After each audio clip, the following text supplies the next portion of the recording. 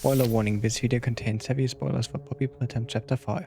The 5th chapter of Poppy Playtime is finally released, and during my first hour of playing it I thought, damn, this has potential to be good.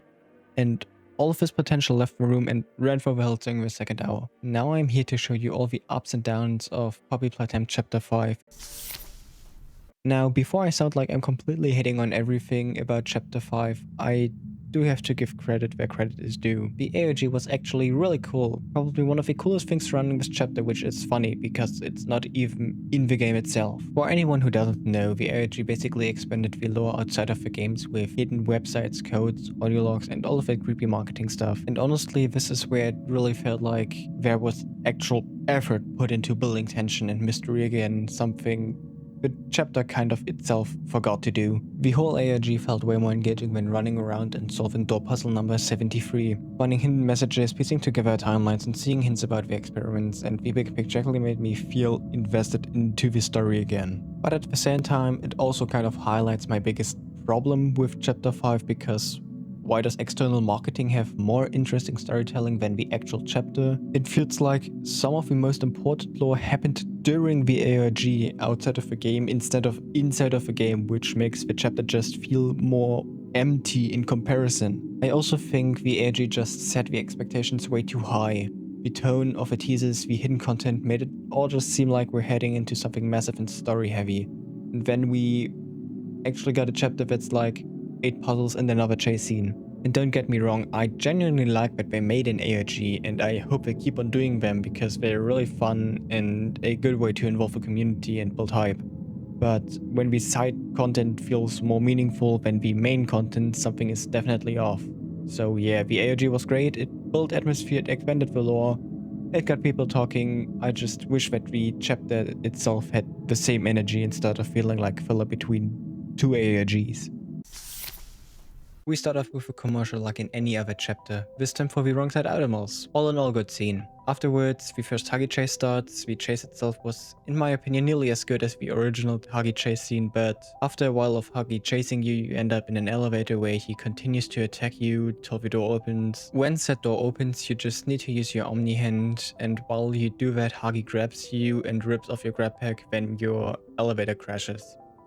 You end up in some seemingly abandoned part of the factory, but you quickly realize that this part of the factory isn't really that abandoned. There are lots of wrong side outlaws around who are luckily sensitive to light, so you can just use that to your advantage. Now after some more exploration, you finally find a flashlight which can be used to shine both normal light to fend off the animals and black light which gives you some hidden UV messages. With a new flashlight you continue to explore till you're stopped by an animal who then gets stopped by Giblet. Giblet is one of the rebels against the prototype. He tells you about how they call you the Playtime Butcher down here, and he invites you to his hideout. On your way there you need to hide from the prototype. This hiding scene is again a brilliant one, although I wonder how the prototype manages to fit in here when he's like massive. After the prototype is gone, Giblet finally takes us to its hideout, and here comes my first complaint, not even about the segment itself. During my time playing this chapter, I ran into a bug where it gave me the grab pack early, which led to the flashlight being weirdly disabled, but I was still able to get the pressure hand after just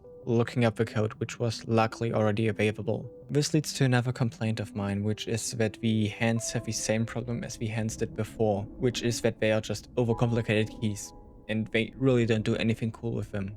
They are just always, you're at point A, you need to open a door, then you need to go to point B to get something to open the door, then you return to point A and open the door. That's everything you do. And there's like a million ways you can reframe this. It's still just opening the lock on the door. That's not my only problem with the hands though, because I just dislike the pressure hand at all. It kind of feels weird because it pushes from its own position instead of from yours, which is, yeah, accurate, but it's not really fun. Anyways, after you get the pressure hand, you move on to a new area where you get your first glimpse at one of the new characters, which is called Chum, who works for the prototype but also with Giblet, so he's sort of a double agent. And now comes the part where the chapter kind of started to lose its momentum for me.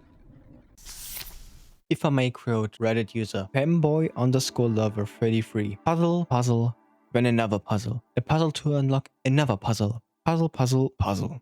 A tiny bit of story and then it ends, which basically sums up the story of the entire chapter from here on, because there's nothing but like 7 to 9 puzzles from here on till the next significant point of the story, which is the Huggy memory section. But now here's my problem. I didn't like the Huggy memories. They were, again, nothing but puzzles. So until the tea party with a prototype, I essentially had nothing that was kind of my cup of tea. Get it?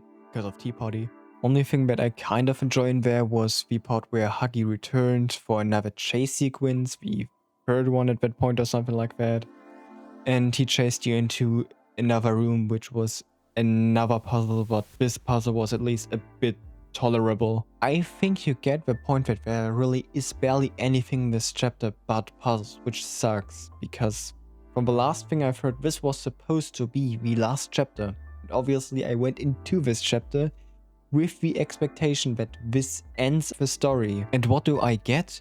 50 puzzles, 4 chase sequences, and a giant middle finger from Mob in the form of chapter 6. And worst part is, with how they stretch chapter 5 and 4, I don't think we'll only have 6 chapters. Because with the return of Sawyer at the end of chapter 5, I'm confident we'll have 7 chapters. Not only is that a much better number to end up on, Sawyer's return also would fit into chapter 6 with the plan to take out the prototype, and chapter 7 would just be hunting down the prototype itself. I'd also very much like to mention how much I hate Love Braid's section. She isn't scary, her whole place isn't scary, her whole segment is a puzzle, and her chase fails at being a chase. I mean, 90% of the whole chase I didn't know where I was supposed to go. And something that makes it even worse for me is the main antagonist. The prototype gets a boss fight that's kind of a chase again. I really want to know who at Mob thought it would be a good and awesome way to end the chapter with another chase sequence like we haven't had like 3 before that. I couldn't tell you about how chapter 5 brought the story forward in any meaningful way they wanted to, because it just point blank didn't. I mean, I like Giblet and Chum, but why are they there? You could have switched them with Poppy and Kissy, because all of them didn't do jack this chapter. All Giblet did is give us some annoying voice lines and send us on our way, and after that he did basically nothing. And Poppy and Kissy did nothing but sit in the chamber and contemplate life or something. And I really want to know one thing. Why is Kissy's strength so dependent on the plot? She was able to fend off the prototype twice, yet isn't able to do any work on Love Braid. While I'm talking about the prototype, let me just ask you exactly what did he do this entire chapter but Aura Farm? That's right, nothing. He was only there to reveal what he looked like. Even worse is he kinda seems like a fraud. I mean, I said Kissy fought him twice. Once in the end of chapter 3 and now during the tea party.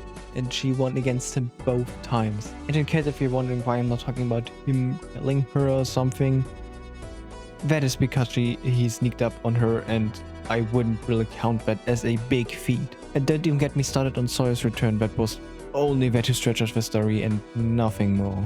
Now I just wanted to thank you all for 100 subscribers on YouTube. It's crazy that I reached this milestone, even though I didn't upload for 9 months.